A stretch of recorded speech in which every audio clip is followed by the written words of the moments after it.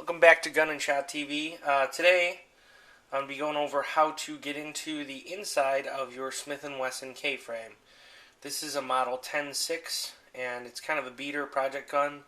I've rebarreled it, I've gone through, resprung it, cleaned up the action components. I actually went and ground off the serrations on the trigger.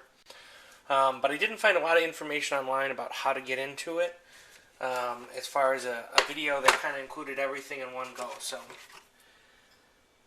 real quick, I'll show you how to get in there. You're going to need a bit set like this with all the different size bits. You're going to start with the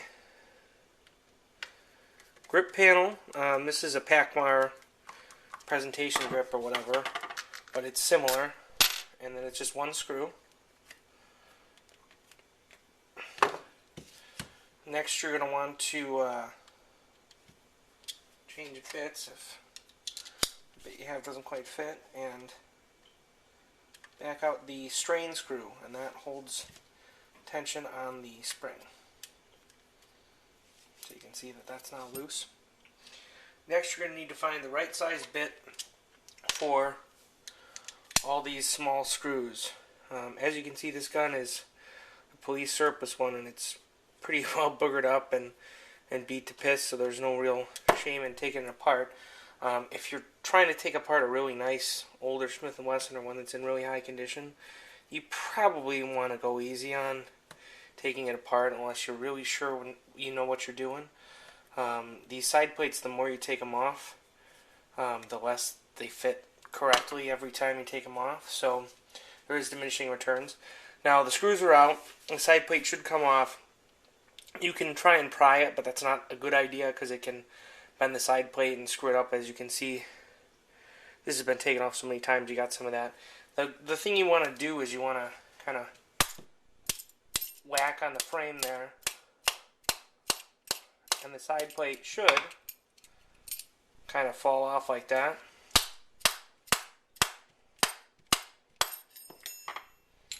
There we go. So this is your hammer block. This is your side plate. This is your spring. Now we're in this far, and you can see all the different components: the hammer, the trigger. So at this point, to get everything else out, you're going to want to pop the trigger return housing out. And there's a special tool to do this. You can use a flat blade, as I'm going to. You just want to pop it up so the spring can clear that pin. The spring's going to come flying out if you don't capture it with your finger. So now you've got the hammer's kind of loose in here, the trigger, and you want to kind of jockey this while pulling on the hammer until there's a magical spot where the hammer just kind of falls out. You can run into some issue with the hammer, the firing pin on the hammer kind of binding up a little bit, so you kind of got to jockey it a little bit and get to exactly the right spot, and then the hammer will just come right out. So now your hammer's out. To remove the trigger, you're going to pull the hand out.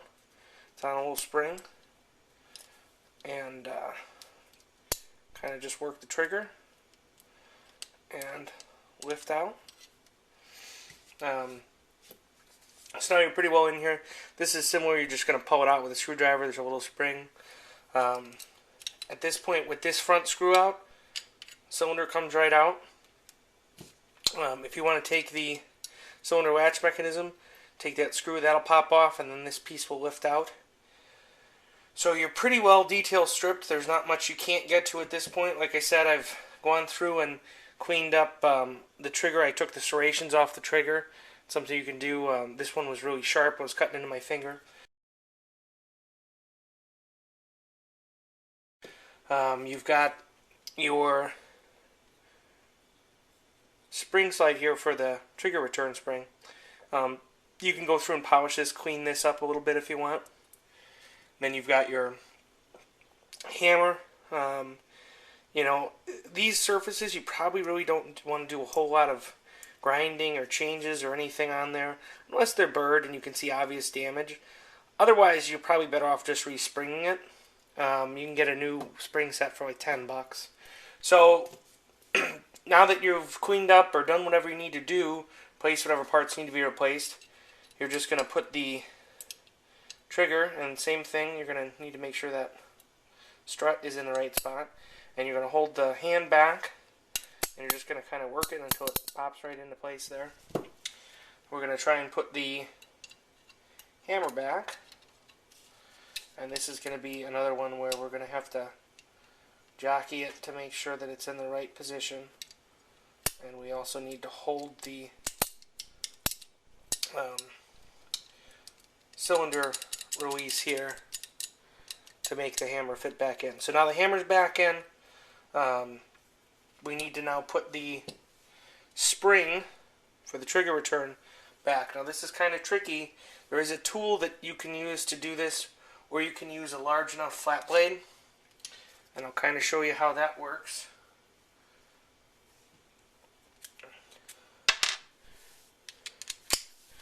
You're going to want to take this,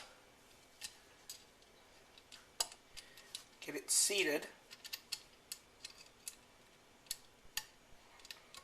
You can kind of see that there. Now I'm going to take this, and it's kind of difficult to do, but you can do it with a little bit of practice. I'm going to just catch this spring and get it captive and shove it down in this keeper, and you might screw up once or twice. Sometimes you just got to get a little bit different angle. And also the spring is oiled and under a little bit of tension here, so it's not always the easiest part to get back in without the right tool. But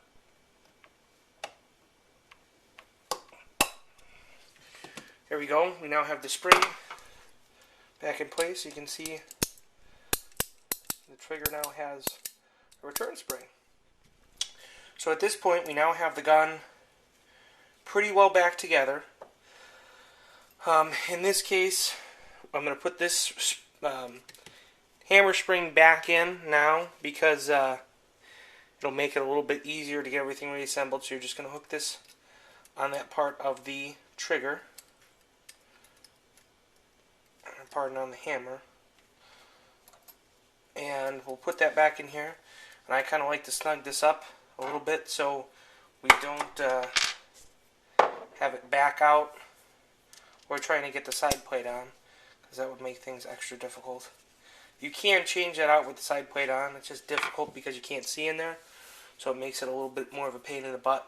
So at this point, we're now pretty much ready to put everything back together as far as the side plate goes. I'm going to put the cylinder back in the frame. The big thing that's kind of hard to do is this hammer block. You need to put it on here and make sure it's all the way up like that. And then from there, all you really have to do is you have to line this notch so it goes into the frame correctly. And then gingerly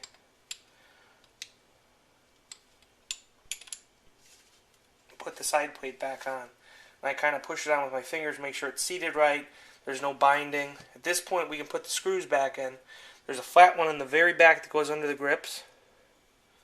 I'm going to just tighten that guy down. And like I said, it goes under the grip, so you could kind of have it a little bit loose, but shouldn't hurt anything to make it tight. There's this rounded one, and the two front ones should be the exact same screw, so it doesn't matter which goes in which hole.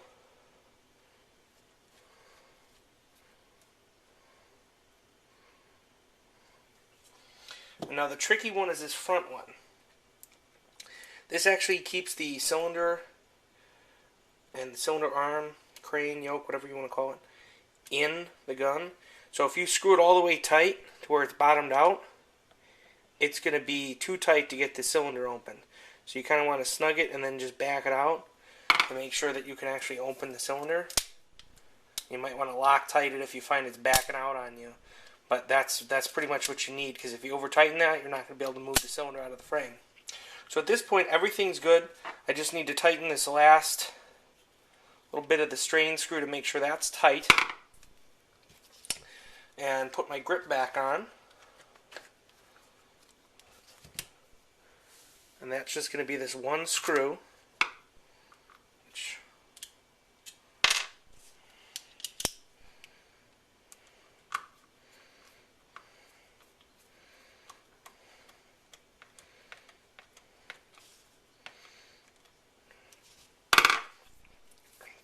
And there you have it, completely taking apart and reassembling. Pretty easy. You can go in and replace springs or a trigger or a hammer, whatever you need to do. Or like I did, I ground this down. I also, polished some of the parts inside, but pretty straightforward. I just couldn't find a real good guide with details of what you need to do, and a lot of them said you needed specific tools for the springs, but in reality, like a multiple bit gunsmith screwdriver set, even a cheap one like I'm using, is all you really need to get in there. I would just be very careful taking the side plate off a fine old gun. This is a police surplus that scratched all the house, so you don't really have to worry about it. But it'd be a shame to ruin a really nice old Smith if if it's a high condition one. So I would be careful with that. But if it's one that's like this, it's a Model 10 6K frame that's all beat to hell anyways. You're not really going to hurt anything. I've already rebarreled it. It's totally just a shooter at this point. For Gun&ShotTV, this is Chris. Have a rootin' tootin' drunken shootin' day. Thanks for watching.